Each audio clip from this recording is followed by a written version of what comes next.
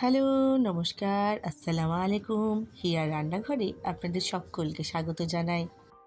অনেকেই মানকচু বাটা খেতে ভীষণ ভালোবাসেন, কিন্তু গলা ধরবে বলে ভয়ে আর খাওয়া হয় না। তো এই রেসিপিটা তাদের জন্য।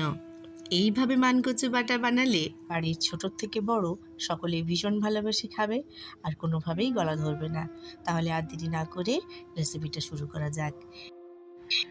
আমি মানকচুগুলো খুব ভালো করে ধুয়ে কেটে নিয়েছি ছোট ছোট পিসে, যাতে গ্রাইন্ডারে পিসতে সুবিধা হয়। আপনারা চাইলে শিলনোড়াতেও বাটতে পারেন।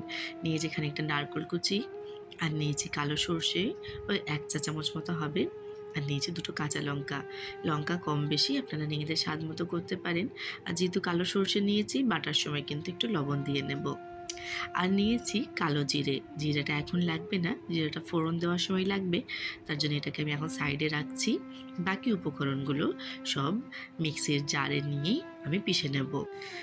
যেসব ফ্রেন্ডস আমার ভিডিও দেখেন রেগুলার, তারা অনেকেই জিজ্ঞাসা করছে যে আমার ভিডিও কেন আসছে না ঠিকঠাক। মানে সপ্তাহে আমি 2টো করে ভিডিও ছাড়ি, সেগুলো ঠিকমতো টাইমে আমি দিতে পারছি না। কারণ আমার শরীর ভীষণ খারাপ, গলার আওয়াজ শুনেই বুঝতে পারছেন। আর বিগত বেশ কিছুদিন ধরে এই সমস্যাটা চলছে, যার জন্য আমি ভিডিওগুলো আপলোড করতে পারছি না, ভয়েস ওভার দিতে পারছি না। তার জন্য সরি। এখন আমার মানকুচিটুকু ভালোভাবে পিষে নেওয়া হয়ে গেছে, একদম স্মুথ আমি পিষে নিয়েছি, যাতে কোনো গোটা বা দলা না থাকে। এইবারে কড়াই বসিয়ে তাতে দিয়ে নিচ্ছি আমি 1 চা চামচ মতো সর্ষের তেল। অবশ্যই সর্ষের তেলই কিন্তু ইউজ করবেন এক্ষেত্রে। তেলের পরিমাণ ভীষণই কম লাগে, চিন্তার কিচ্ছু নেই। এখন আমি এর মধ্যে দিয়ে নিচ্ছি খানিকটা কালো জিরে, যেটা সুন্দর গন্ধ বেরোলে তারপর আমি দিয়ে নেবো এর মধ্যে পিষে রাখা বা বেটে রাখা মানকচু। যদি আপনারা এই বাটারটা শিলনোড়ায় করে থাকেন, তাহলে তো ভীষণই ভালো, এর টেস্ট আরও ভালো হবে। আমার পক্ষে এই মুহূর্তে সম্ভব হয়নি, তাই আমি মিক্সিতেই বেটে নিয়েছি। মানকচু কড়াইয়ে দেওয়ার পর বেশ খানিকক্ষণ এটাকে নেড়ে নিতে হবে। এর রঙের পরিবর্তন হবে, আর যখন এটা একটু ঘন হয়ে আসবে, এখন একটা জল দিয়েছি বলে একটু পাতলা হয়ে গেছে, একটু ঘন হয়ে আসবে, তখন এর মধ্যে দিয়ে নেব খানিকটা চিনি। ততক্ষণে একটা কথা বলে নিই, এই রেসিপিটা আমি শিখেছি আমার মাসিমণির কাছের থেকে, যার সঙ্গে আমার রক্তের কোনো সম্পর্ক না থাকলেও উনি আমার মনের ভীষণ কাছের। ওনার বাড়ি গেলেই আমার মনে হয় যে আমি আমার মায়ের বাড়ি এসেছি। আবার কখনো কখনো ওনাকে দেখে আমার মনে হয় আমি আমার ঠাকুমাকে দেখছি। আবার গল্প করতে শুরু করলে মনে হয় উনি আমার খুব ভালো বন্ধু।